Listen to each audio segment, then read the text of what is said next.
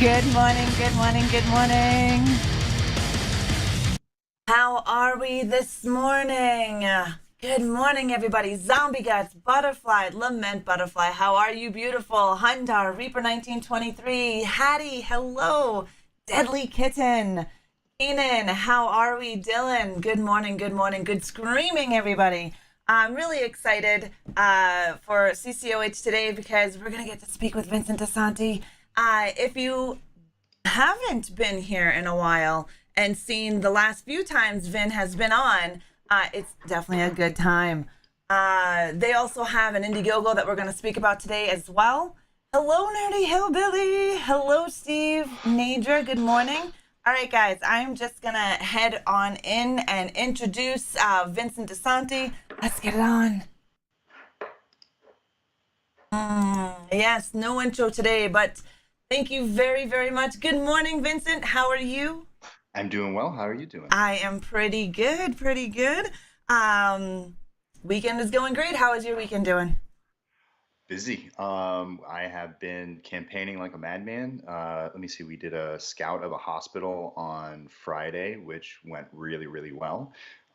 Yesterday, I drove up to Big Bear to go check out our camp. I actually went up a couple weeks ago as well. Kind of going back with the team and looking at some of the things that we have to do, taking scouting photos and really kind of thinking about how we're going to go about producing all of it. You know what I mean? You got to show up and where you putting your boots on the ground and how Right. you're shooting it, where are we shooting things, what can we shoot based on what we can get type stuff. And then today we're doing this, and right afterwards I'm driving over to Tom Matthews' house and we're doing a table read for Never Hike Alone too. So Oh, that's we're, awesome.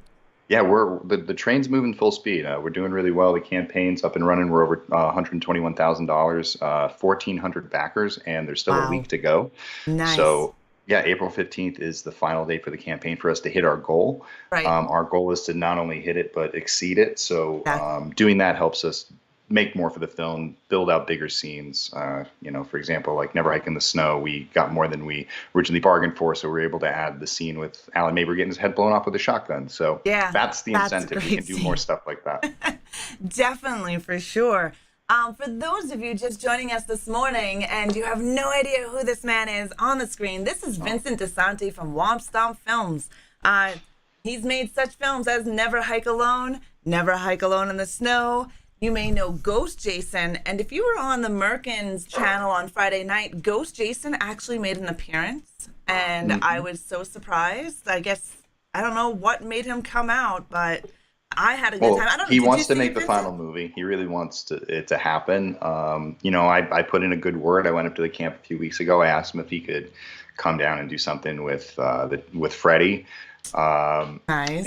I said, he wasn't really like super happy about Of like course, talking to it's Freddie, Freddie. but I then I mean, said he could mess with him all he wanted. right So that on. went pretty well. I know. Yeah, I watched when it went down, so it Oh, was. so you did get to see it. Yeah, I kind of figured if it Yeah, I that had to set him up. Like he doesn't gotcha. have his own system, so he came down here. Yeah, I don't We think just he would kind of, have it. we did like the whole thing where like back in the writers' strike when people were going into Warner's lots in like trunks. I just told Mm. him to like come on down. He showed up in the backyard. I said, all right, go in here. He went in here. He did his thing and left early. And yeah, Yeah. Jason's always a good guest. I mean, he Yeah, gets a bad rap. he does. He has a really bad rap. I don't know why people like to complain about him and cheer for his deaths in the show, in the movies. I don't. I don't like it at all. So it was good. No, and it's good. Like we were kind of talking a little bit before we went on, but this has Yeah. been one of my favorite campaigns that we've done for our thing. Yeah, and if people aren't familiar with who we are, we've been doing Friday the 13th fan films since 2017. Never Hike Alone was sort of the first one that we released. Well, it was the first one we released, but it sort of started a wave of like fans celebrating Friday the 13th in a different way because we weren't getting Friday the 13th movies. Fans started coming out of everywhere and started doing their own things. There were films like Jason Rising and Voorhees and Yep. Vengeance and Fall of Camp Blood and Yep. his name was Roseblood, Jason and let me see like 13 uh, Fanboy. 13 Fanboy. Well, I mean that was more of an extension of the actual franchise and things Yeah, that that Deborah that is actually went definitely through. true. A lot of people confuse it as a fan film, and I could see in certain ways it even has fan in the title, but Yep. it's an original story about uh, people being stalked, which is something that happens in real life. I mean, you talk about like Mm. Adrian King, things that happened to Deb, Yeah. so things like that. But yeah, so With the Never Hike stuff, we just sort of like it caught on with Friday the 13th fans.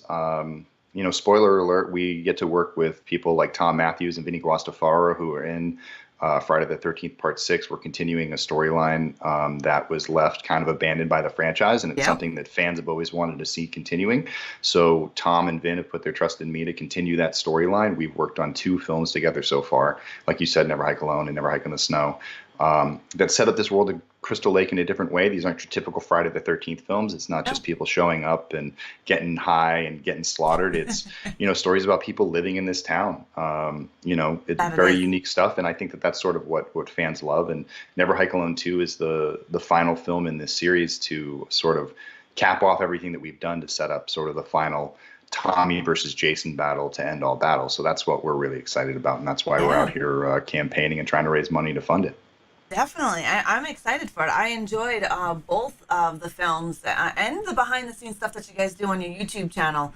They do have a YouTube channel, guys. It's Womp Stop Films. If you do exclamation point guest in the chat, you'll be able to get all of their information, even the Indie Gogo, if you want to pre-order and buy yourself a copy of Never Hike Alone and the Never Hike Alone 2.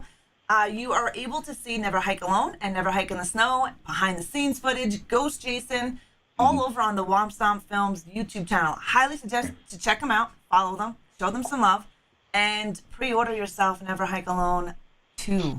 You definitely won't regret it. I have Never Hike Alone, Never Hike in the Snow, and they will be doing the Indiegogo for 2. Nice. Is there, I haven't fully looked at all the perks and everything on there just yet. Is there a bundle where people can get one Never Hike Alone and Never Hike Alone in the Snow with a Blu-ray There's copy? different. So what's nice about Indiegogo is there's something called add-on. Yeah. So say you just want to get a Never Hike Alone 2 Blu-ray, but in checkout you're sort of like, you know what? I didn't get Never Hike Alone 1, so I might as well add that one to my library. Or I missed Never Hike in the Snow, I might as well add that one to my library. Right. In the checkout, you can just add it on. You can add that on, and it will calculate it for you, and it just becomes a part of your perk. There are other bundles that if you want more things, like Right. we have the camper pack, which is the most popular one. That's a T-shirt, a poster, 2 pins, and a copy of Never Hike Alone 2 pre-order. Basically, what everyone's doing is they're pre-ordering their Blu-ray now. We will use this money to fund and produce the film.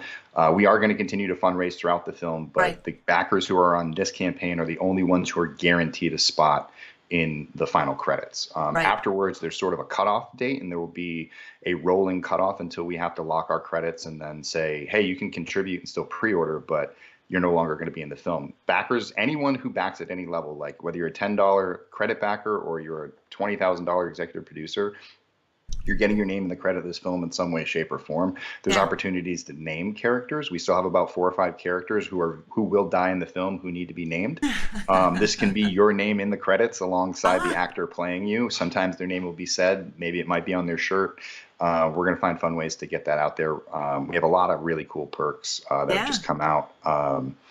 We just did a 1/6 scale figure that's out there. We're auctioning off our Yes. Pamela heads. You can buy our Pamela head and build it for us, really, and get that done for the film. There are new posters out by a good friend of mine named Adam Michaels, who's a wonderful artist. We're calling it the Special Edition Never Hike Alone poster. We're going to continue to do this. There's one in the works for Never Hike in the Snow, similar artwork. So cool. Yeah. Like that island thing. But I Yes. believe those VHSs are, if not sold out, they're almost right there. So if you want one of those VHS tapes, it's a bundle with the VHS tape, a poster, 2 pins, and the VHS tape will be red. And there's only going to be Nice. 13 of them. So they're going to be numbered and signed by Tom Matthews, Vinny Guastafaro, myself, Brian Forrest, who also plays Ghost Jason in the film. You also get signatures from Anna Campbell, who's going to be playing Diana Hill, Andrew Lady, who plays Kyle McLeod. And we should add Lennon Hobson on that, who plays our Pamela Voorhees, since Pamela will, I guess it's not too much of a spoiler alert, but we will see a little bit of Pamela in Never Hike Alone 2. Awesome. So, yeah, there's this. We've been, there's lots of great perks. I mean, go up and down. There's lots of things. Yes. I've been trying to pitch people on the VIP, which is like the VIP credit, which is right now we have over 1,400 people that have backed the film. That's a long list, and it's going to continue to grow. Last it's time, I going think to, it was yeah. 2,500 by the time we were done. Mm-hmm. That's a long list of names, and it's really cool to see all those names listed together. But if you want to see your name on a shorter list, we have something called the VIP, which is Mm. there's only going to be 300 names. Those will be bigger font, less rows, and it will be ahead of the special thank you. Those will be our VIPs because it's limited to 300 because if we sell all 300 Yeah. VIP slots, and we've only sold 7 so far, uh, they that would fund the entire film by itself. Right. So that's why we kind of created that perk. So we're looking for people who like you're getting something out of it, but mostly you want to be in that VIP package, and it's one of the perks that helps us the most as far as the money going into the film. Yeah. So we really want to push that and remind people that crowdfunding isn't about selling T-shirts; it's about funding projects. So you're funding at a certain level, and you're just receiving items in return. We're not trying to sort of like Right. sell object like if we were just doing like a lot everything would be a lot cheaper, you know what I mean? Like I wouldn't sell Blu-rays this expensive, I wouldn't sell shirts and posters this expensive. Like we're selling it at this level because this is what helps us fundraise. If we can make a good margin, that money goes into the film, and then we still have to put money aside so we can fulfill backers. We still have to keep in mind that we have to go through the post-production process, we still have to go through the Yeah. distribution and disc making process, and that's all internally funded, but it's all funded and done by fans. And it's really like our own little enterprise where the fans are sort of trusting other fans, like myself, to sort of create stuff and give something back to them, and we all get to collect it. It's like Right. instead of I kind of it's like it's a bad way to say it, but it's almost like a glorified wedding video. It's like we're all pitching in, we're all sort of getting it back, and we're all kind of working together, and everyone agrees and shakes hands upon it. It's like, how can you stop, a bunch of adults, free thinking adults, from sharing their money and creating something together? So it's sort of been like that's our loophole with fan films. And as long as we're not out here, selling it off to HBO and making millions of bucks on it, Right. no one's really going to come after us. It's, at the end of the day, we end up putting money in always. Like Yeah. that's the first thing. I mean, anytime I do a job or I get paid for something, I'm always paying my bills, and I'm like, oh, I can go pay a storyboard artist to go storyboard some stuff for me, or like, so it's sort of like anybody who's ever worried about like what's the money in blah, blah, blah. Anybody who's in filmmaking knows that like $150,000 is it's great, but it's also Yeah. not like it's not like 10 million. You know what I mean? To do this movie, that would make me really happy. But Mm-hmm. we gotta cut a lot of corners. But we know, like, as anyone who's watched our films, we're really good at taking a little and making it look a lot bigger than it is. Oh yeah. And that's why we do so much research. That's why we take so much time with our projects. We really don't try to rush into anything. We analyze it and we figure out how to do it as cheaply as possible because we know that we can only raise so much. And then we go out and we execute at our highest capabilities. We have some of the best people in the indie world working on our films. Evan Bucka, our director of photography, is an amazing cameraman, and he has an amazing eye for cinema. He did a great job with Never Hike in the Snow. He's back. Nora Yeah. Hewitt, who did all the VFX in Never Hike in the Snow, is back. We have people like Cody Wilkins, who was a part of both films on the VFX crew, coming back. Bill Hunt, who's a concept artist who worked on the Lord of the Rings films and Jason Goes to Hell. He's one of our EPs and concept and art director. I mean, if you go down our list of people that are in the Yeah. film, we're going to do that this week. We're actually going to introduce more people to who makes these films. We have a stellar team, and I'm very lucky to be surrounded by people who are all industry professionals. Who, when we raise the flag to make a Never Hike Alone film, they all come from their different corners of the world in their Yes. professional jobs to come and do this because they have a lot of fun. They love Friday the 13th, and they know that fans really appreciate it. And so we put a lot of work in, and we try to really exceed expectation with each film. So, we're out here calling for Friday the 13th fans to really give us a chance. I think in the last 4 or 5 years, our team has really proved that we're creating fan films, and we're doing it through that system. But at the same Yeah. time, we're creating content that could rival, some of the actual films, and I Yep. think, rival them for entertainment value. And we put it for free on the internet. Yeah. And all we're offering is for people to be a part of it. We just want those names in the backers. I don't need people to come in and drop. Like, I love it when we get an EP and we have somebody who joins our team. But like, what I really want to see is I want to see like 5,000, 10,000 names in that credit list. Yeah. Everybody giving like 10, 20, $30. You know what I mean? Like, Yep. just a little by a lot of people to show how much support there is for Friday the 13th, to show studios that this is There's a tons. viable franchise that needs to be made. This is the time to make it. Somebody needs to step in and work with Sean and Victor to find a medium deal and get them both paid so somebody can develop something. And whether it's us, whether it's a Blumhouse, whether it's New Line, whether it's A24, I don't care. Right. Like, fans need something. They We need more do. content. And Jason is Definitely. one of the most diverse characters in the world. I mean, he's There's been nobody portrayed like so him. many different times by so many different people, and his story can be told so many different ways that Can be. he can really become a great avenue for, up and coming directors to tell stories. It's funny, people always ask me, like, like, you did the Friday the 13th thing, when are you going to do something original? And I'm like, well, I am going to do stuff original. But the funny thing is after I do my original thing, they're going to hire me to go remake something. Yep. So, I mean, Exactly. it's just hypocritical in a way to be like, listen, how about this? How about I took a dead franchise and I actually made it relevant and Yeah. I improved upon it. And I took something and said, hey, I can take an old idea and I can give it some fresh ideas and we can do something and make it look cinematic and professional. That's the way I look at it. I don't look at it as like, oh, well, you're just playing with Jason and all that stuff. I'm like, Yeah. no, I just have a love for this character, a love for this franchise, a passion for it. And I always wanted to see it portrayed this way because I felt like, as much as I love the old films, there was always this sort of version of Jason that I thought could exceed expectation and, scare people in a different way and go back to those Yes. scary roots. And so that's where this all came from, and it's been a crazy journey. And this is the final chapter of it. I mean, I'm happy to be sort of telling the final story of Never Hike Alone 2.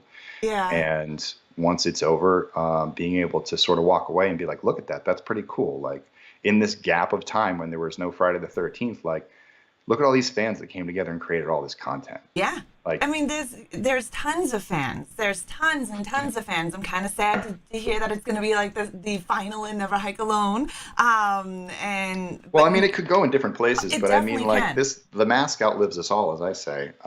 Yeah. And it's just sort of the thing, like, it's going to pass on to the next torch. There's either going to be It another is. fan that comes along and does something really stellar, or the studios are going to get their shit together and they're going to do something and Jason will come back.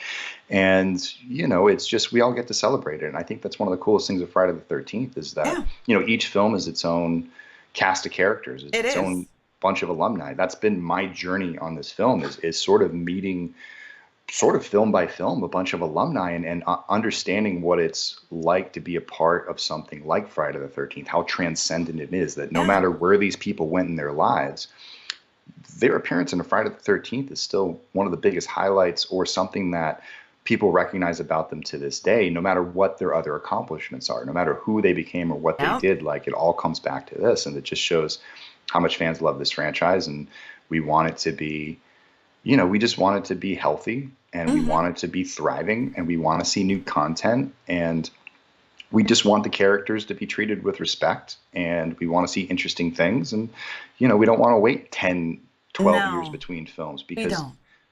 they jammed out how many, 8 films in like less than 10 years back Yeah. in the 80s. And now Yeah. now all of a sudden it's a struggle to tell It's Friday the 13th stories. they're I gone. think It's gone. yeah, And it's sad. no, and I get it. And, it's gone in all these different directions, but now there's a lot of opportunity. I think that there's Oh a lot of yeah. opportunity with streaming, with stuff like YouTube, and Yep. then the theaters. I mean, there's 3 different avenues in which a Friday the 13th license holder can put Jason in all these different streams Yeah. of revenue for them.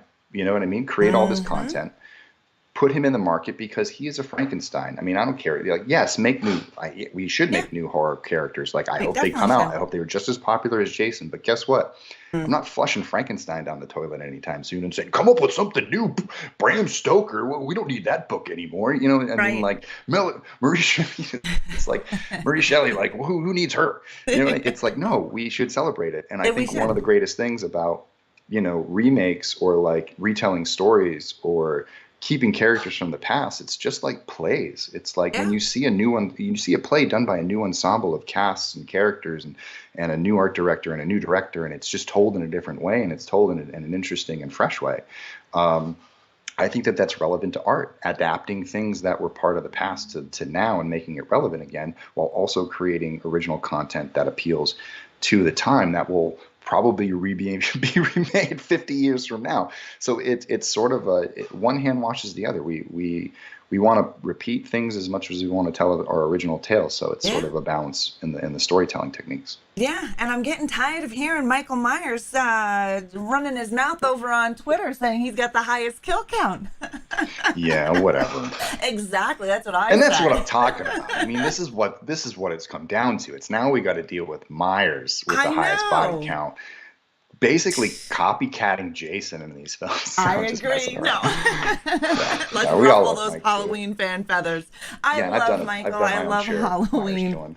Yeah. Jason's my boy though, and I'm tired of Yeah. seeing Michael run his It's mouth. just the content is so dry. You know what I mean? Like it's just such a dry. There's nothing. No. But then there's fan films, and I Yep. think a lot of the times fan films get a lot of slack because of what they were. Yeah. Back before digital cinema, back before we could shoot on even competent DSLRs, but that people are walking around with red cameras and Yeah. Aris, and you can rent stuff, and everything's accessible now. It's not there is no gatekeeping as far as like getting to film and being able to process stuff and do it professionally Yeah. anymore. We're not shooting on handy cams. So there's that, but then there's also the thing that a lot of these films are working with $50,000, $100,000 like us, but a lot of them are mostly working with like 20 grand, which is nothing. So you got a bunch of volunteers and people who are doing it. So you got to kind of like judge each one by where everybody's at in their sort of journey of filmmaking. And I've seen a lot of great efforts that have been very low budget that have been amazing. And I've seen a lot of high budget stuff that doesn't have as much creativity as the low budget stuff. And so it's all about the storytelling. And if you can get your voice and do something, and eventually, like if you can tell a story, eventually the cameras catch up. Yeah. You'll catch up with camera. Like you'll start to learn. You'll learn in editorial real quick what to do and not to do. And then from there it just starts to become like a puzzle piece that you can't wait to put together. And then that's what Never Hike Alone 2 is. I mean, it's been this giant jigsaw puzzle in my head for 2-3 years, waiting for the pandemic to get over so I can finally put it in front of people. Right. And like today with the table read, like we're going to sit down and read through it for the first time as a big group, which I'm really looking forward to. Nice. And that is going to inform me as far as like what's going to go into the shooting script. Even just doing some of these location scouts, I'm like, oh, with that scene that I wrote that thing, yeah, that ain't gonna work. Like, how are we gonna run people down this hallway, or how are we gonna do this? You know what? I gotta know. And then sort of in the moment when you see your space, like that's my favorite thing is seeing the space, because in the space I can, all of a sudden I can inject that into my head and be like, this is the space I'm playing in now. It's not like this could be anything hospital. It's like this is our hospital. So now this is how things will happen, and you got to figure out how to play Tetris with the set and tell your story. And so that's been a lot of fun. Something kind of traumatic happened. Our camp that was in Flagstaff, the one that we shot Never Hike in the Snow at and Disappear, completely leveled. Oh my Gone. God. It's gone. I was like blown away. I went out there to scout it last week, and I was just like, oh what? no. No, like, no, the sets are so good. Yeah, that was a really good set. It was a really great camp. RIP. Pour my 40 out for it. Luckily, there was only like 2 scenes that we were going to shoot there, not even like they were very short. And so that was kind of a bummer. But there, like again, like you gotta, if you're not prepared, like we could be really screwed. But we shoot with 3 different camps. We blend them together so they all look like one place, and what one has, the other one also has. It's like we can kind of adjust. We can make it work. You know what I mean? And fans might notice a little bit, but most fans won't notice at all. Right. And it's sort of it just kind of comes with the territory. I think the biggest difference for me is 5 years ago I would have been distraught. I would have been like, I can't believe it. What am I going to do without that very specific set that everyone's going to know every single thing? And now I'm sort of like, I know what to do. Right. There's a way around this. And that comes with experience. That's sort of been the biggest thing. I think that's what's been so great about Never Hike Alone, is that for me is as a director and a producer and a writer and all these different hats that I have to put on to make these films, that I've just become more and more comfortable with the chaos of the process, which is like sort of something. There's a Disney animator, Floyd Norman, who wrote this piece called "Embrace the Chaos." I implore people to look it up. I believe it's on Cartoon Brew. If you go look it up over there, but "Embrace the Chaos." if you work in the film industry, Embrace the Chaos is a great little article that he wrote just about sort of the insanity of this business and the ups and downs Yeah. of making content. He tells the animation it's very universal in anywhere you've been. And sort of something I go back and read sometimes when it gets Yeah. a little bit crazy, and I remind myself, you just got to remind yourself like, oh, this is just a day. Like tomorrow's a new day. We'll figure something out. We've done it before. Confidence in everyone around you and sort of knowing that you'll get through it is sort of the key. Yeah. Oh, that does suck about the camp, and it's really good. It's called Embrace the Chaos, and that also comes with experience and evolving as a filmmaker, right? So, like you said, five Yeah. years ago, you would have been distraught, like, oh my God, what the hell we're gonna do? And as you've been in this industry and being successful in the industry as well, that definitely helps with all of that. And Nerdy Hillbilly says part six. My favorite is part six, which is why I'm very grateful for Vincent DiSanti. Hey, Nerdy Here, Billy. I saw you in the feed the other night. Thanks for joining in. Yeah, no, Oh part yeah. six is such a big influence. I think that, obviously having Tom and Vinny, having the influence of Tom McLaughlin, having to sit down with him and talk to him, talk shop with him.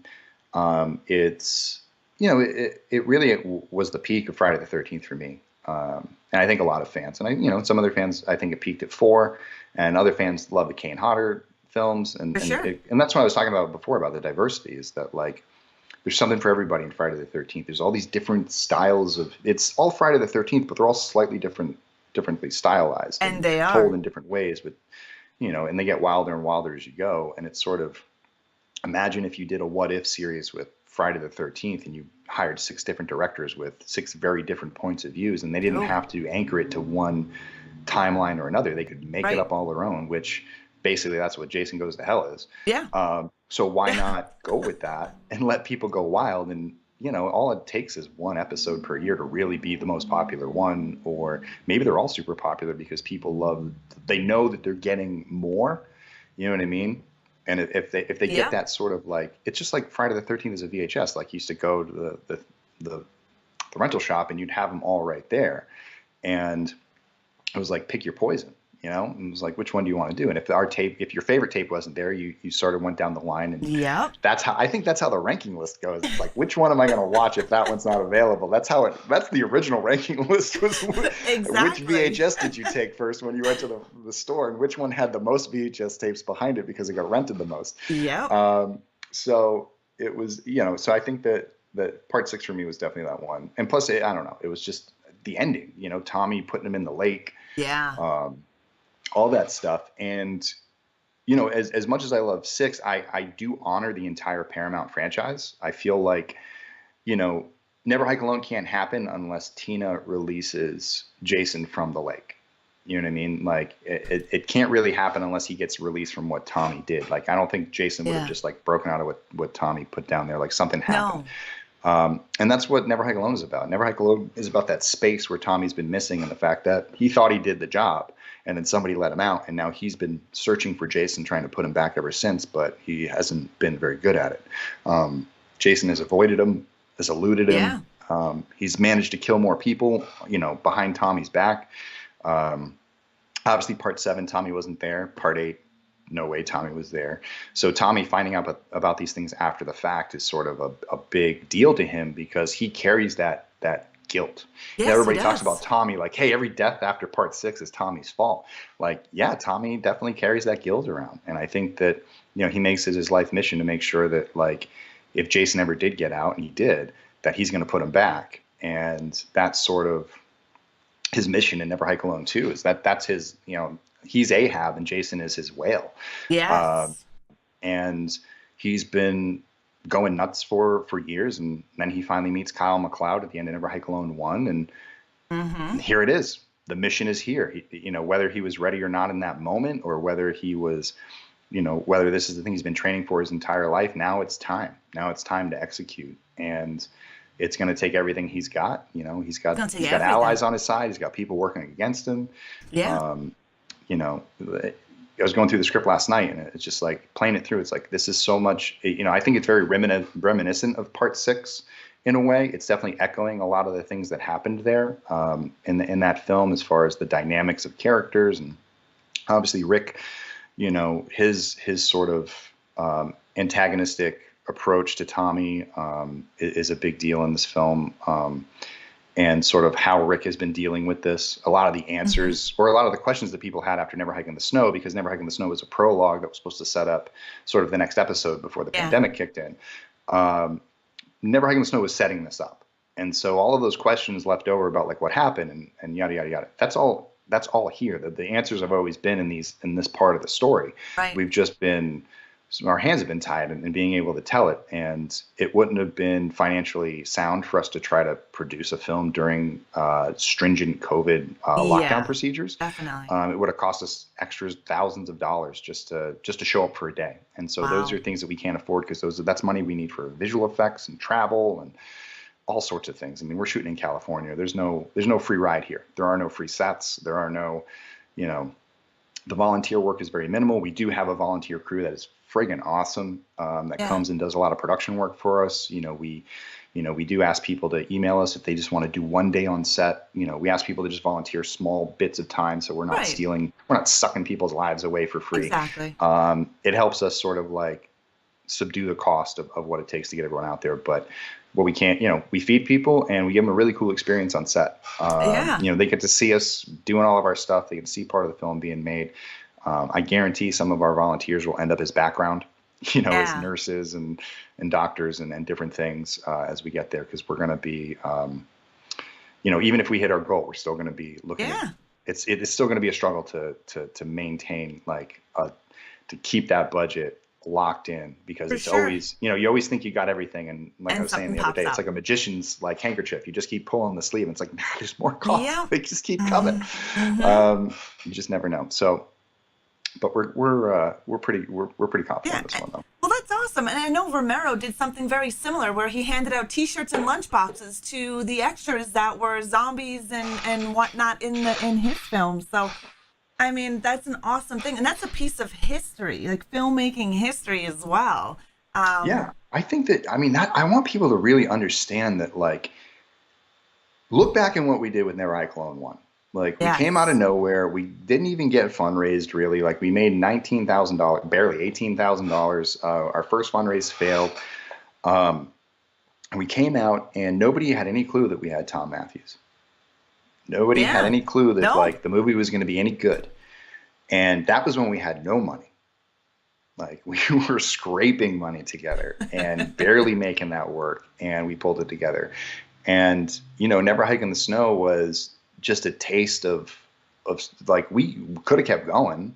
Like, we just didn't really have a choice. And then, and now we're back around and we want to do this one. And this is our chance to sort of like have that runway to prepare and have that experience and walk into that, to this experience. And we want to deliver something, that's special. And when people walk away with this isn't like, this is going to be a fan film. And that's what's going to make it special, because you're going to look at this fan film and you're going to see the people that are in it. The fact that Tom Matthews is the main star, the fact that Vinny Guastafara is a main star, the fact that we might have some other cards up our sleeves for things that we want to surprise people with. We're not going to we're pulling out all the stops. We're going to do something special, and people are going to want to look back and be like, man, I was part of that. My name's in the credits of that. I have we had people who, they bought our machetes, they bought our axes, they bought all that stuff. I'm going to tell you, like, somebody's going to want to walk away with one of the Pamela heads from this movie. Oh, hell yeah, they are. It's designed by Bill Hunt. And we used it in Never Hike in the Snow. We got a couple that are going to be made for this one. We're going to be swapping them in and out for different scenes, so everyone's head gets some screen time. There's some major stuff with that. And, there's going to be other opportunities. Yeah. So you got to keep an eye on the campaign. So even if you get a Blu-ray now and you want to hold out for something big, we're going to release a few more things. Probably, I think I'm aiming for like next Wednesday. Okay. I think will be a good day. I got some stuff that I'm doing. Like, it's not like, of course, not only am I producing and directing a movie, but I'm also in the process. I moved out of my apartment. I don't want any rent or bills or utilities or anything like that. Right now I'm paying my cell phone, my car insurance, and my car payments. And those are like the three things I pay. Yeah. So I've saved up so I don't have to earn any money. Like I'm lucky enough to be staying at one of my producers' houses. I'm going to be staying with my parents for a while. I'm going to stay with my Yeah. brother until the project is done. I've A lot of completely committed. dedication. 2022 is all about getting Never Hike Alone 2 done. Yeah. I'm making that sacrifice to get this done because I'm that passionate about it.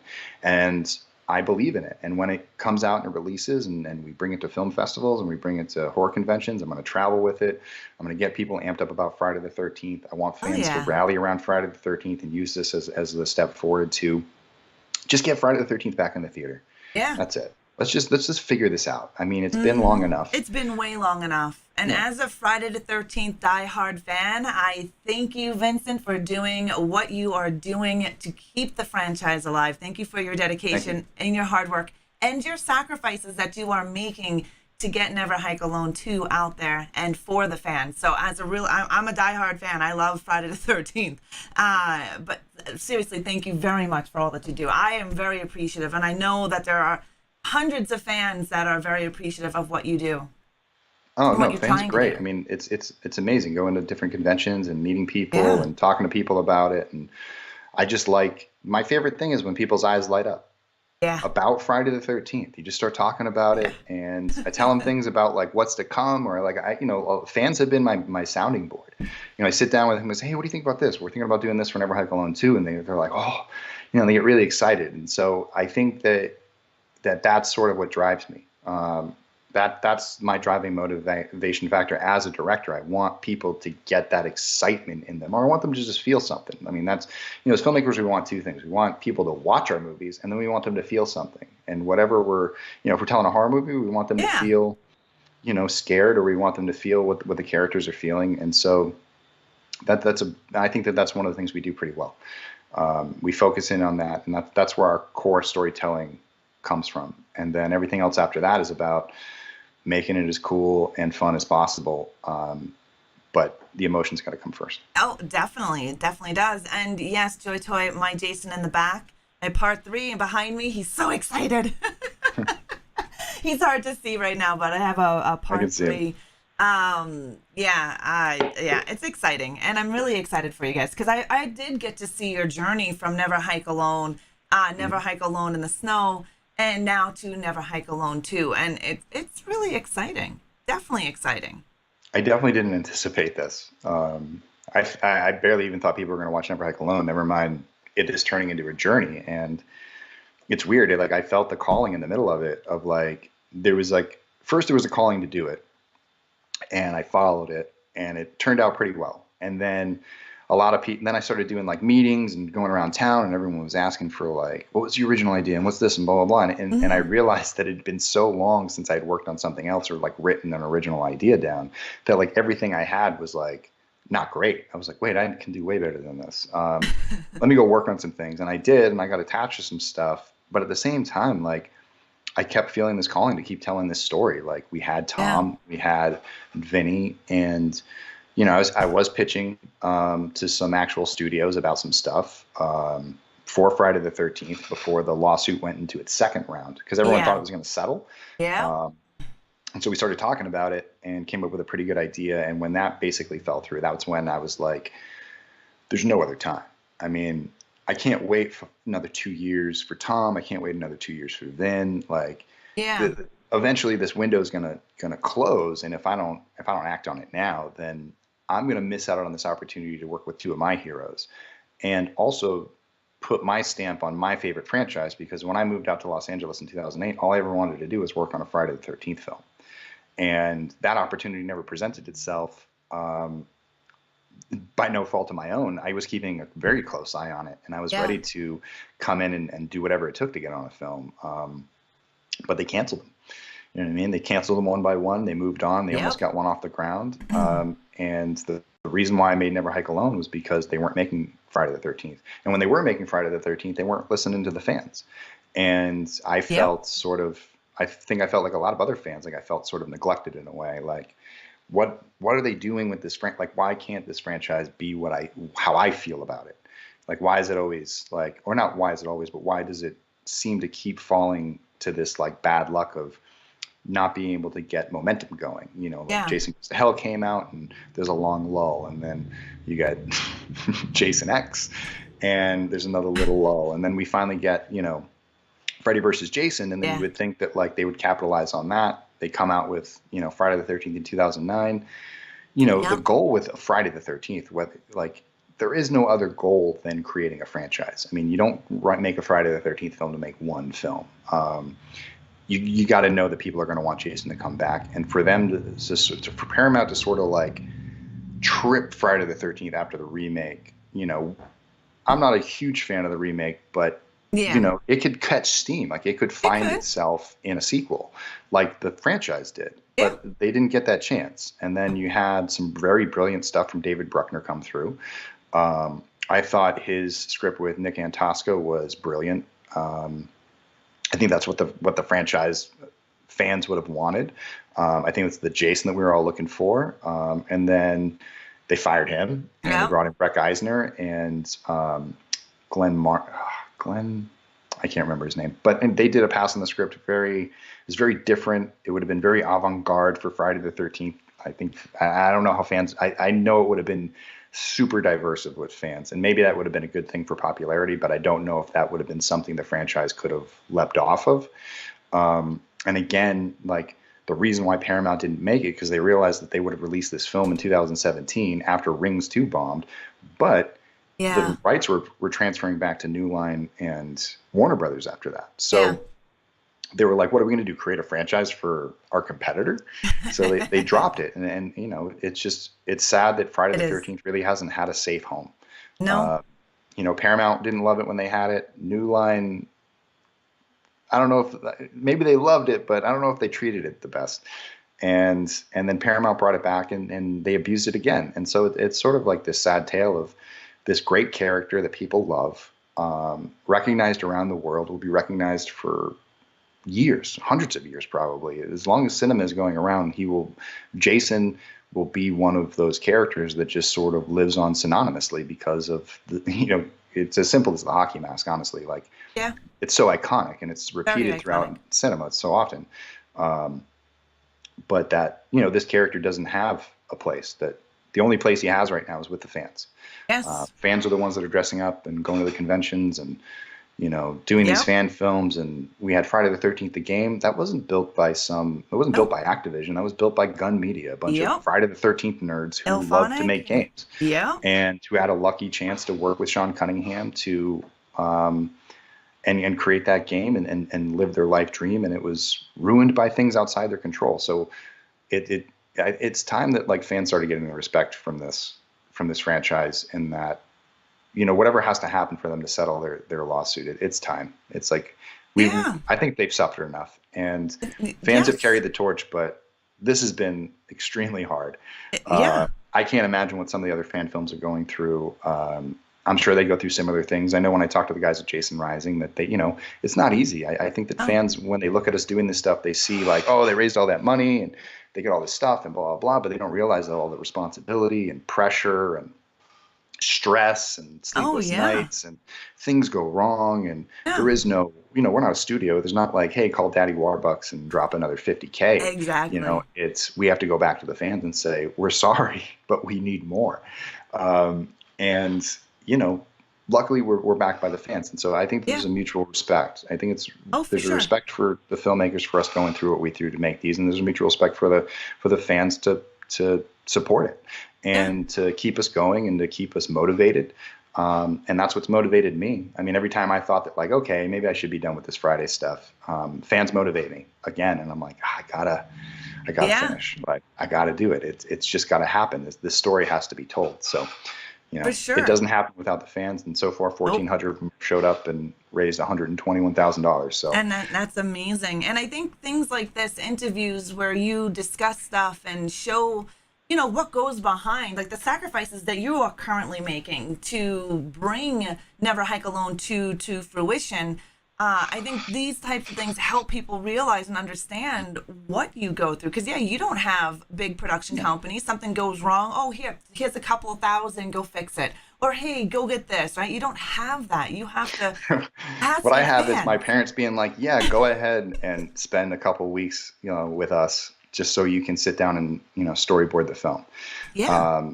I am very lucky to have very supportive parents who, I'm 38 years old. Mhm. I worked in the industry for, I don't know, 10 years before I jumped into this. I was Right. very much on a different path, and this pulled me in a different direction. I want to direct. This is what I want to do full time.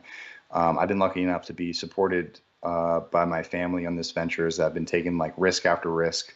I've been living in LA, bouncing around, working from production to production, doing these things in between, like each of the productions. And my parents were finally like, "Why don't you just take a break? Why don't you come home? Like, you make that movie, we support you, like, and then you're done, and then you get back out on the circuit. Like, you can't do both. You can't keep doing both. It's gonna drive you nuts." Yeah.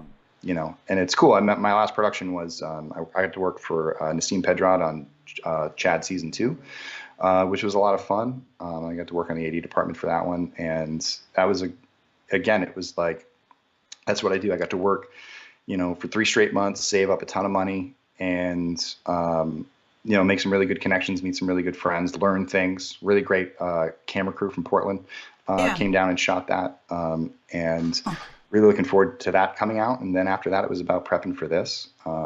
And like I said, like, I'm laser focused on this one. There's no more yeah. distractions. There's no more like, am I, won't I? How do I make this work? Or like, what do I got to do? Do I got to work 60 hours and then go do it? No, like, it's going to be Never Hike Alone too. So fans, when they back us, know that I'm not only am I fully employed, I'm also free.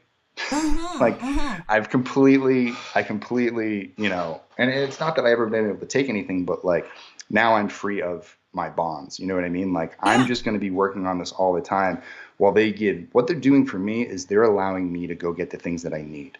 Right. That's what this funding is. Because when I need to go rent a hospital, that's $3,000 a day, Yeah. and I have maybe 2 to 3 days to shoot there. If Oof. we're lucky, we can get it done in 2. You Yeah. know what I mean? And that's not just a $2,500 day. I mean, like, that's $2,500 just for that location. When you put the crew in there, you're talking about a full day. Like, you're talking about another like $10,000 to $15,000 day. Yes, you Uh, are. that's what I'm saying. Like, there isn't just an easy kind of like, oh, we'll just do that. So, that's why I want to go home and make sure that this is all figured out. This is all lettered to a T, and then we go out and we execute just like we normally do. That's how we got Never Hike Alone done. When I did this process for Never Hike Alone 1, I did something very similar. I took time off of work and I just focused. That's when that's the movie people saw. Those are Yeah. the shots that ended up on screen. That's like the movie that people, wow. When Never Hike Alone's singing, that's the product of me doing that. So it's a full commitment to this, and this is what I want to do. Yeah, and it's awesome. I'm glad you're being able to, live and do your dreams, right? I mean, a lot of people don't realize that it starts out as this is something that I want to do. It starts out as a dream and Mhm. being able to do that. That's why I don't like when people just crap all over films because just because you didn't like a film or you didn't like a fan made film, the heart, the blood, sweat, and tears that went into Mhm. creating this, or writing it, this is somebody's dream, not just somebody's, money, dollar bills coming in, but Wes Craven and Carpenter, yourself, James Sweet with Mhm. Jason Rising. These are all passion, right? That you put Mhm. and create. Uh, yeah. And Yeah. No, and the process separates, yeah. the pros from the non. Who is willing to go through the process, because it's not going to be an easy one. Like, No. filmmaking is not easy. There's always a challenge, and the more experience you have and the more time you put into it, the challenges don't go away. They just there's just, you start to figure out the codes to diffuse them, and move on. And Yeah. you become more comfortable with the process. You focus on what you can accomplish. You focus on what's actually in front of you, and the rest comes together. And you just sort of have faith in your team, and the time. And I always say, like, the worst thing a filmmaker can do is rush a film. And a lot of people Yes. say, just go and do it, blah blah blah. It's like, just get it out and make something and let it be. It's like, yeah, that's nice. I think sometimes you got to do that. Yeah. Like, I think the episode last week with the Merkins was nice. It was a 2 week sort of Yeah. prep for that to happen. You know what I mean? Yeah. Like, I had to drop a lot of bait for Jason to come down from the mountain. Well, yeah, Uh, you did, um, but like it was a nice kind of like shot from the dark, and it didn't have to be perfect. But I think if people want their films to stand out at film festivals, Yeah. they got to be willing to understand that it's not a journey that happens in months. It could be a journey that takes years to get Yeah. it right, unless you learn to repeat that process in months. Yeah. Never Hike Alone 1 was a project that took me almost 18 months to complete, and Never Hike Alone 2, well, Never Hike in the Snow was 3 weekends. I mean, Wow. it's half as long, but Right. that was so surgically executed that it was such a relief from Never Hike Alone 1 to be like, we don't have to just keep going out. And we ended up Mhm. doing one pickup day that was like half a day, just to add some fluff material. And it's nice because we have access to different sets that we can get to sometimes. And Never Hike Alone 2 is going to be the same way. It's like Never Hike Alone 2 is basically double Never Hike in the Snow as far as like shoot days, Yeah. on like sets that need to be paid. And then there's probably a handful of, you know what, maybe we save driving the ambulance and the jeeps and all those things around the mountains with drones for a day that it's just me and two people. Yeah. And we're just paying for the rentals of the vehicles. We're not paying like an entire crew to stand around while one person flies a Mavic. Yeah. And that's the thing. And so we do it with, some of it that's just like, that's how you do it. You just figure out how to shoot your big stuff and save your small stuff for your B unit. And Yeah. hopefully this fall, we will release the film. That's the goal, as long as there are no setbacks. And once again, we'll find a film festival to release it at, and we will go live at the same time, and then we will start the tour. We definitely implore people to come out and watch the film in the theater. Yeah. And it's going to be an even cooler experience for you to see it in the theater if you back the film on Exactly. Indiegogo, because then Yeah. you get to see your name at the end of the film. And when everyone's sitting there for the credits that take 15 minutes, you get to tell them that that's because of you. Yeah. Yeah. And that you earned it. Exactly. And that they all earned it. And I think that, instead of like people rolling their eyes at that section and being like, oh, Jesus, here comes all the names. Like, I look at all watched it. those names. Yeah. Look at all those people. They love Friday the 13th. They believe in us. And they believe in this vision, and they believe in Jason Voorhees. And they want to see him there. And this is how they're keeping it alive. You got to thank them for keeping Jason alive as much as us, because I can't do it without them. I can't, Right. like, I don't have the money to pay for all this stuff. You know what I mean? It's insane. Yeah. And it's such a privilege to have this opportunity to look at my bank account for Womp Stop Films and see it jump to that $100,000 limit when this thing goes through. Or, at the end of the day, like, if we had $150,000, there's probably going to be about $135,000 that drops into a Womp Stomp account Yeah. that we now get to produce the film with. And as an independent filmmaker, I can't tell you how rewarding that is, because usually we're working with nothing. Right. A lot of the stuff is us just pulling strings behind the scenes. And now that we can do that and go out and go and have access to the things that we don't normally have, that's what allows us to take it to the next level. And that's what we plan to do with Never Hike Alone 2.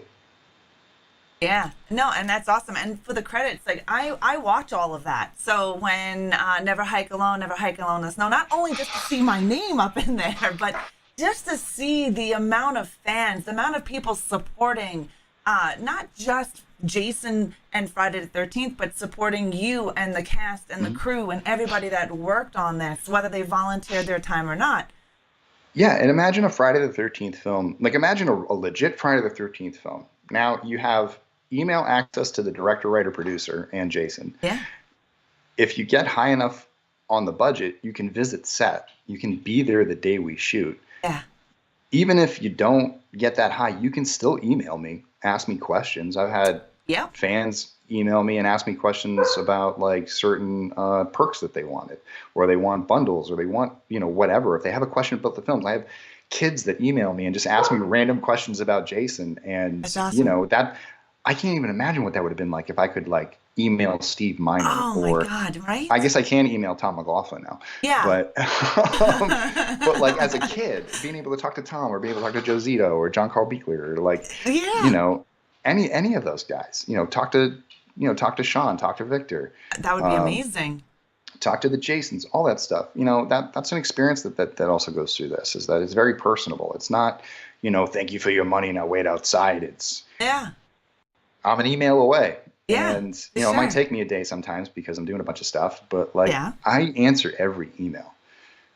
Every That's email awesome. that like isn't like, yeah, you Yeah. know, I don't answer every Yeah. every email, but like I answer every email that's sincere Right. and comes from the right place. Um, it's just, you know, so it's really it's a humbling thing. And so you know, when I watch the, you know, you watch the list and you see all those people, I watch those lists and I remember names. Like I see Yeah. people pop up because I remember my interactions with certain people. I remember bumping into somebody at a convention, or I remember the email they sent me when they were first interested in the project, or I remember the issue that they had with their shipping that we jumped in and we made sure that they were taken care of. Like I still have people that email me like my disc never showed up, and we Oh, order extra and I say there's no way you're going without it. And then right. sometimes people go, oh, guess what? I was wrong. I actually did get the Blu-ray, and you sent me a second Blu-ray. And we just say, find someone and gift it. Right. Gift someone with this and spread the word. And give this to a Friday the 13th fan that's looking for something new to watch. Yeah. And it's not about the money. It's just more about, for me, it's about delivering the product, delivering a movie, telling people what I say I'm going to do. And at the end of the day, they're getting what they paid for, not just the movie, but the products in hand that they are promised through the campaign. We fulfill those. And if something goes missing, if something goes damaged, if something goes haywire in some way, shape, or form, if you're like, we've had people's houses have burned down, flood damage, we've replaced things because we just want people to have it and enjoy it. And that's Yeah. what's important to us. There's not a lot of money in it. We every single project has basically left me somewhat in debt to pay off at the end of it because I end up putting stuff in at the end because I Right. want to get something else in post production, or, you know, a day went too long, or we like in Never Hike in the Snow, we had to extend something. So we ended up having to raise a pretty good chunk of change in the end Yeah. to get it completed. So, you know, for me, you know, quite often, like most of my money probably goes into shipping. Like every now and then I have to throw in like $100 into our shipping account. Like it doesn't matter where it comes from, just to kind of take care of things. So that's how I treat it. Like this isn't a payday for me. This is a huge responsibility. And that money has to be guarded. Like I'm Smaug on top of the gold. Like I mean, like Yeah. unless it's for the movie, don't even look at this. I'm Like don't even precious. sniff Yeah. it. Like I don't give a shit. Like what does this need to be? Like how can we get this for free? And if we can't, what's the cheapest we can pay? That Yeah. way we can get the most out of it. But at the same time, I also know when like this is worth the money, this is worth the investment, and this is where our money will go. So that's sort of like protecting the money for the investments that there is no negotiation, and then kind of go there, which is like, again, it's like directing, producing, writing. Yeah. You All the know what I hats. mean? You got to play the hats. It's like it was funny. I worked with a YouTuber named the Haunted Hippie. She's young. She's a recent college grad film major. I had a lot of fun talking film with her. She came over to help me out with my first stream, and I have like 3 monitors up. Yeah. Like I can't work with just like if I'm working just on my laptop, I have like Yes. the multiple screens that I got to swipe through to do it. But when I'm at home system, I have 3 monitors. So she saw like all this stuff. She's like, "Is that your brain?" And I'm like, "Basically, like over here I got creative. Here's like this, and then like here's Yeah. logistics, and it's insane." And yeah, it's tough to kind of turn it off sometimes. I bet you can tell by I'm just like always going. It's like I can Yeah. switch from one gear to the next, and it's just kind of how it happens. Yeah, no, for sure.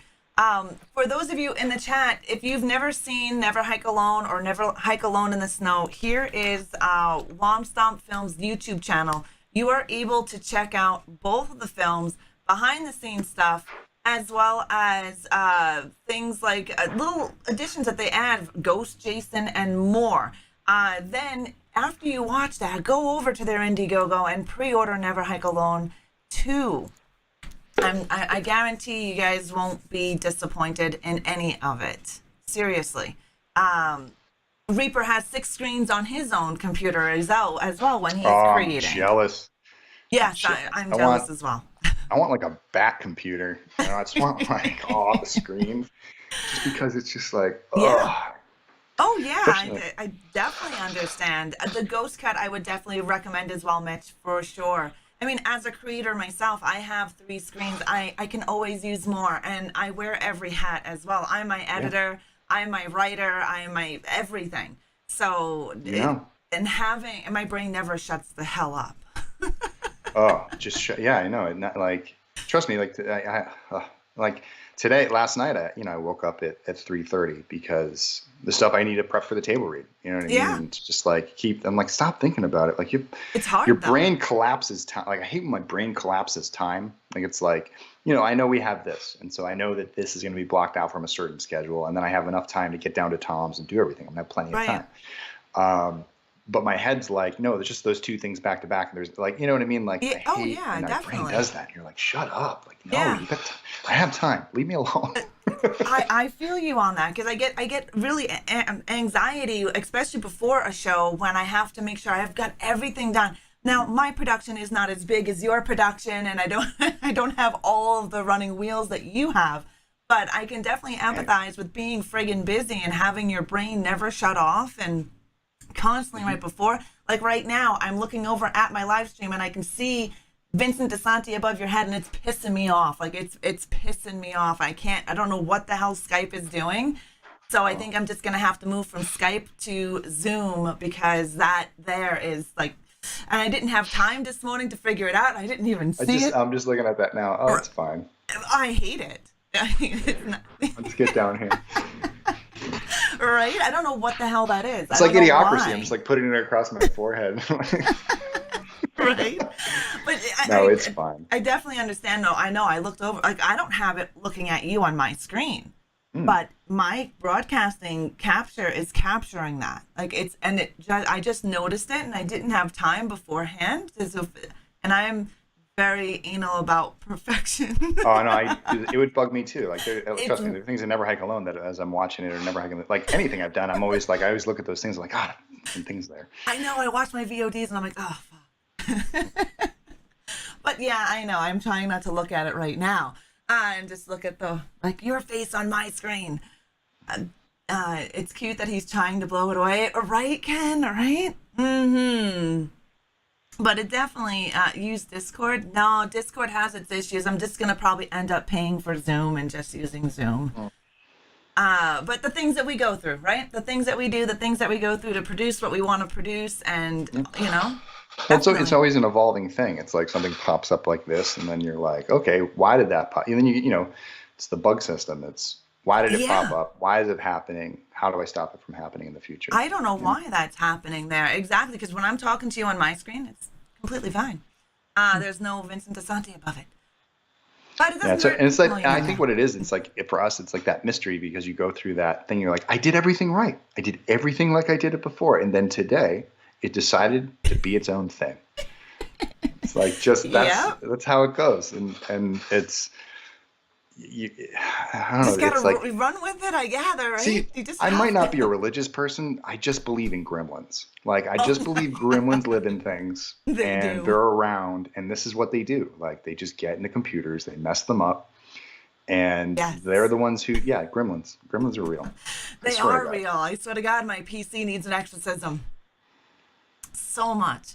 But definitely, and I'm really excited to see all of the stuff that you guys have, Hmm. and the projects that are going to be coming up after you're finished with the final chapter. Because I'm sure you probably have some other stuff brewing in that brain of yours that you Hmm. want to produce and create. Yeah, I learned my lesson from Never Hike Alone one of sort of putting all my eggs in one basket with Yeah. that, and then sort of coming out of that experience with the ability to go meet people and introduce them to me. I wasn't necessarily in a place where I could be like, hey, now here are the 5 projects I really want to make next. While I've been doing Never Hiking in the Snow, I've been attached to different projects, so I have those kind of in my pocket as far as things that I'm pitching. Right. And then there are things that I've been writing too. I've just finished a script called The Beginning of the End, which I want to start submitting to film festivals Ooh. for script competitions, just get some feedback and see what people are thinking about that.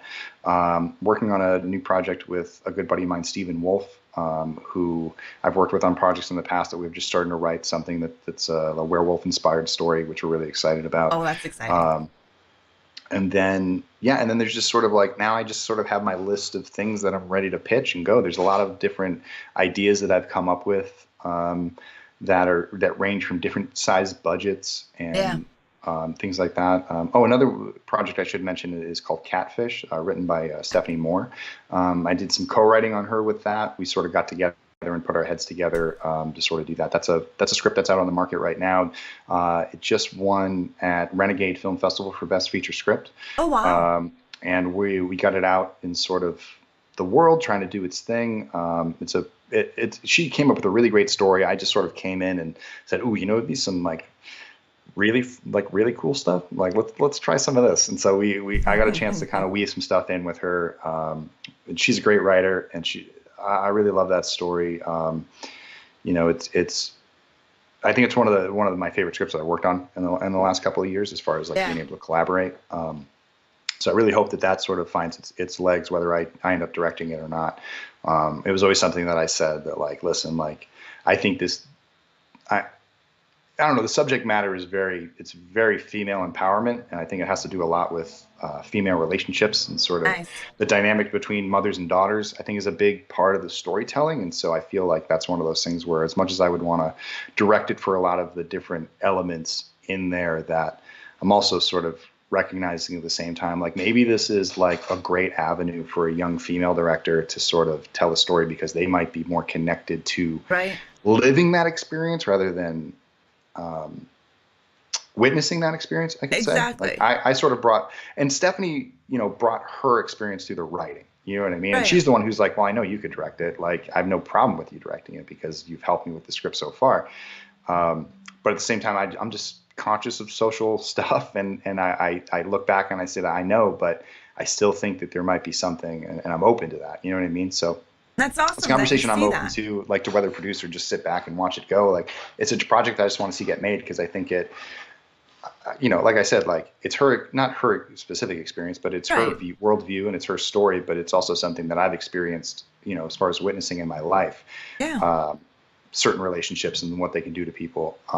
And I think it's a story that will resonate with a lot of people. So I'm really rooting for her and rooting for that script, along with all the other stuff. So, I think once Never Hike Alone 2 done. One thing I forgot to mention, which I'm super pumped about, is Ghost Chicken. Ghost Chicken. It's going to be our first animated film. It's going to be about 20 minutes long. It's like a test. You know what I mean? Yeah, I think I remember you talking about something very similar to that on the last time you were on and previous. Yeah, we're going to partner with a company called Mako Animation. They're based out of Mexico. They're big fans of Never Hike Alone. I got to talking with Juan, the guy who owns the company, and he is super cool. He loves Friday the 13th. We showed him Ghost Chicken. They love it. Once I'm done with Never Hike Alone shooting it, I'm going to finish cutting Ghost Chicken, which is in story reel form. It was already storyboarded by 3 fantastic artists, JD Leslie, Monique Arroyo, and Jay Klaus. All 3 of them did a fantastic job. They were students of a good friend of mine. Exciting. No, I'm jumping ahead because it's funny. I worked in animation. A good friend of mine, Jeff Biancalano, who's the head of story for many different studios. One of his, Josh Zinman, that's who it was. So Josh Zinman was a storyboard artist that worked with me on one of the films through Jeff. And so these are Josh's students. And so I was able to work with 3 students out of San Jose State. And we boarded a 25-page script and came out. They did an amazing job. And JD's our head of story, and he's been working on stuff. We did a revision pass on it. So that's what I've been working on now. So once that's done, I'll finish cutting the reels. I'll send that over to Mako to get a bid. And then we're going to go to crowdfunding. Right. We're going to hopefully, everybody loves Jason and they support these films. They got to start supporting our original stuff too. Ghost Chicken is going to be a lot of fun. We'll do some stuff to make sure that that's worthwhile investing for people. And then there's another live action short that I want to do called EMF that I worked with with the 2 writers, Jeremy Brown and Mike Mead. It was based on a script that they wrote, and they sent it to me to direct it, and I asked them if I could do a pass on it because it inspired me in a different way. And did a pass. They loved it. And the idea is that we invite Tom in to play the lead character in the film. It'd be another short film, 15 minutes. It's the prologue to a feature film that we hopefully would be able to then pitch afterwards. And I want to film it in my home state of Massachusetts. It's sort of my goal. So it's sort of like beyond the horizon for me when I'm looking. Those are the things I'm setting up. But Again, they're right now they're just notes on a chalkboard. Yeah. And right now the thing on the table with its guts all over the place is Never Hike Alone too. So once that's put together, then I can Yeah. shift focus. But it's nice knowing that I have other things after this. I don't have that thing like, what do I do next? Right. Oh, how can I move on from this? It's like, oh no, I got so many things and I So can't many wait to do things. them. It's just, you know, as filmmakers, we go through this process of having permission to film something. Like really the permission to film something is having enough money to film it. Yeah. Like that's really, really it comes down to. And so I've really come down to the place of like, I will continue to go to crowdfunding. I will do my best to raise as much money for my projects as possible. I will get them made. I will do them as professionally as possible. And we'll keep pushing projects. And until a studio comes in and gives us that studio budget, like we're just going to keep Right. doing it this way. It's going to be direct straight to YouTube, and going to film festivals and just showing our strengths. And then when we get that opportunity and that opportunity comes around, like I'm telling you what, I'm chopping at the bit to do like a feature with like a full Nice. crew, full production team. Yeah. Nobody wearing 15 hats that I can just go out and be a director, Yes. and make some stuff because I believe in my team. I think that, as far as if studios are out there looking for teams that are, well-rounded, and disciplined, that our team is that. We are a Yeah. really great team, bunch of great people. And we want to make horror movies and more. I think Yeah. horror is going to be our introduction, and we're going to do a lot of fun in that space. And beyond that, I think that there's other things that we can do as well. Yeah, and I hope to see you guys succeed in that. I hope to see one of the companies, especially those in the horror industry, Blumhouse, the A24. Like, I want. Hopefully, someone sees all the hard work that you guys do, all the passion that you put into it, and be like, okay, we want you. Yeah, and there's a lot of indie film. Like I hope that they really keep looking at the indie film market. There's a lot of Yes, great filmmakers out there, and everyone's tons. doing that job. It's just, for when I pitch my team, what I tell them is that the experience. It's not just the experience of like doing it at the indie level. It's the experience of also doing it at the studio level and understand where the true differences lie. And that, studios don't have a monopoly on efficiency at all. I No. mean, they're not usually that efficient, but the well-run shows are because they're run by professionals who have to run by union standards.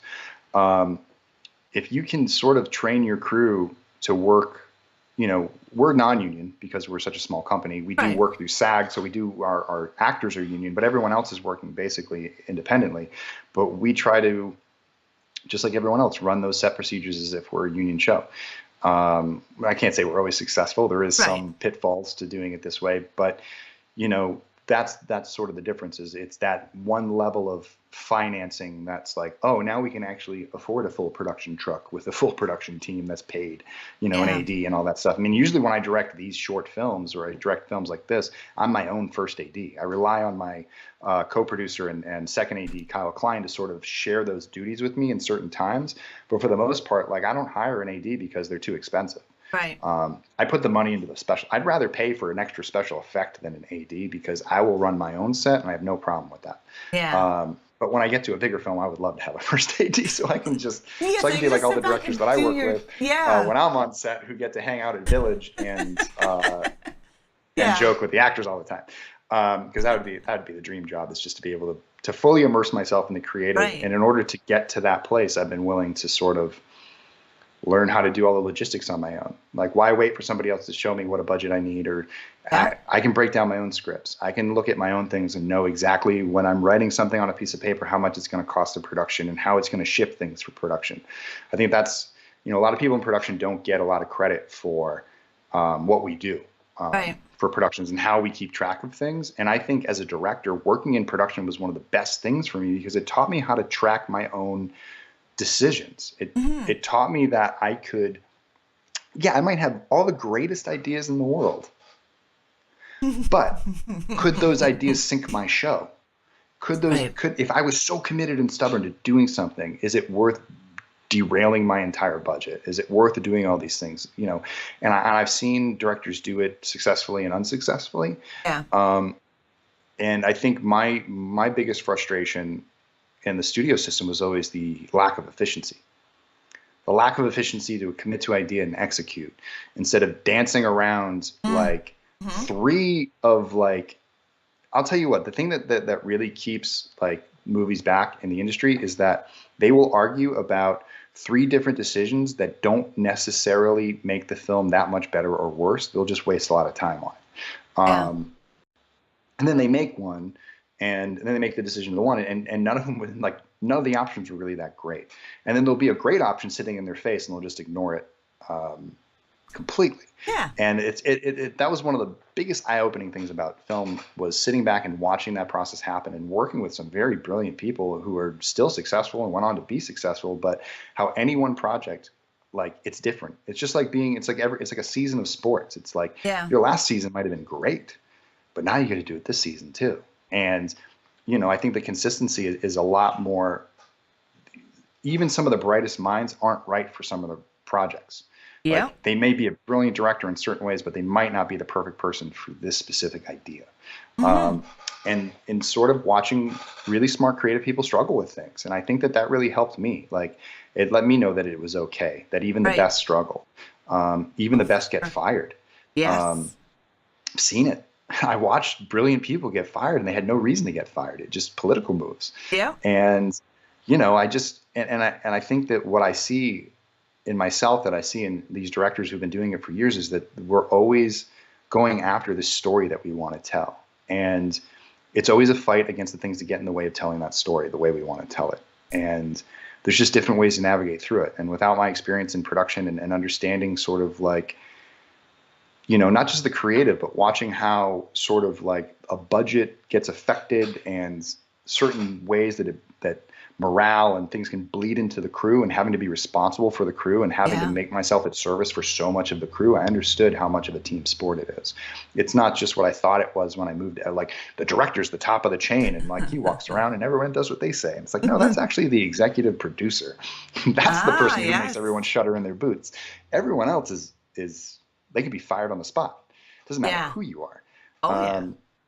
So it was a real eye-opening experience to me, and it made me really look at the crew and look at everyone involved in the process, and focus my study on understanding what everyone's job was, what their responsibility was, but also understanding who they are as people.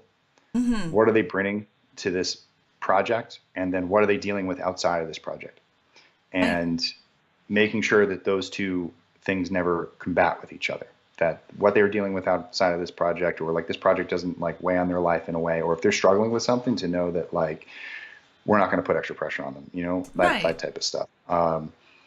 It's this industry can eat people up and chew them out. I watched it happen to me. It's happened to colleagues. I've worked with some people through some really tough times in their lives. At the end of the day, like, the movies are the movies, and they come out and everyone's great, but like, no movie is worth sacrificing a person, or, completely like burying a person, just because shareholders need something or anything like that. I'm always just about like, we're out there to work as a team and execute the best as we can possible. But at the end of the day, like, we're all people, and we're out here and respect each other, and we're all working together. Yeah. There's definitely a hierarchy of decisions that get made, but like, at the same time, like, no person can lead alone. Like, I don't know everything about every single department. I know a lot about departments, but like, without my department heads, like, the very specific things that they do go unnoticed. And like, I go out of my way to make sure that like everyone feels appreciated and knows that like, it's even to the PA that's just grabbing coffee, like, they don't understand how important their job is. Yeah. Like, their job is so important. And I know how much it sucks to stand in that line with the dish tray, getting 40 orders while everyone's staring at you behind you, getting mad. Like, I've been there, and I think that's one of the things I try to do, is that like, I was on a set once, and I heard a director say, "Oh man, I think I PA'd like a day in my life, thank God." And I was just like, ugh. Yeah. Good for you. Glad nepotism worked for you. That's great. The rest of us have to work. And so when you look out in a crew of people who are working with families, who show up at their day, like, they're not there as passionate about Friday the 13th as you are, or even whatever your grand tale is. And you're this, budding flower that needs to tell this story, and you're so special. It's like, I think that like, the more you drop that act, and the more you're out here, guys, we're making movies for people to forget about their lives for a little bit. stop being so serious, but let's all just be work so we can go home on time. Yeah. Like, this is all executable. I know what I want. Here's what I want. Go do that because you guys are all capable of executing that. And let's just be smart. And if something happens, let's all work together to get around it. And Yeah. that's our days. And that's what it's like to work for us. And like, it's not always easy because stuff happens, but like, that's what I try to do. And anyone can come and talk to me. I'm super approachable on set. I'm super approachable at conventions, like young filmmakers who have questions about things. I'm always happy to sit down with them and sort of go through and like, hey, here's some tips and things like that. People who want to know about fan films and, Indie Gogo. I had emails pre-written for people that they want to run their first crowdfunding campaign. I'll send you an email, no charge. It's just good luck. And if you got questions, I'll be here when I can. But everyone's got big people pants. Like, we're all adults. I figured it out. I'm not the smartest person in the room. Yeah. Like, if I figured it out, you can figure it out. But you just got to put the time into it. And for sure. Everything is time. How much time do you commit to your craft? And how much time do you commit to your project? How much time do you commit to your campaign? It shows. It definitely does. And so that's really what it comes down to is commitment and the pursuit of knowledge. Yeah, and it's nice to see the evolution of filmmaking and the people behind it as well. I have a lot of friends that are in the industry, indie films, actors. So it's definitely something to see and hear their stories and what they go through and what they won't put their people through. So that's really awesome of you to do that as well, and to treat people as people, that they're not just some type of work number. Mm-hmm. Which is nice to see. Sorry, I was getting texted about the tape. I had a text somebody. Nope. But I was that's listening. Completely fine. I know it's getting to be that time. I know you have things to do today. So I am going to let you go so you can get your stuff done. I really appreciate you coming onto the show again and hanging out with us on a Sunday. So thank you very much, Vin, for coming on here and chit-chatting with us. Of course. Really excited for Never Hike Alone 2. And if you guys want to pre-order it, please make sure you head on over to their Indie Gogo, which is right here, yet again. And go drop some money if you can. $10, whatever it is, just go for it. You won't be disappointed. You're going to see all the passion. And if you haven't seen anything by Womp Stop Films, then you need to go to their YouTube channel right here and check out what they have created and the journey that they have been on. Again, thank you, Vin, for being here. Good luck today with everything that you have going on. Thank you. Yep. And if you've, just so you know, if you back Never Hike Alone, you go to our updates, you're going to be seeing behind the scenes stuff. So we already posted some behind the scenes photos of the hospital. I'm going to be posting stuff from the camp.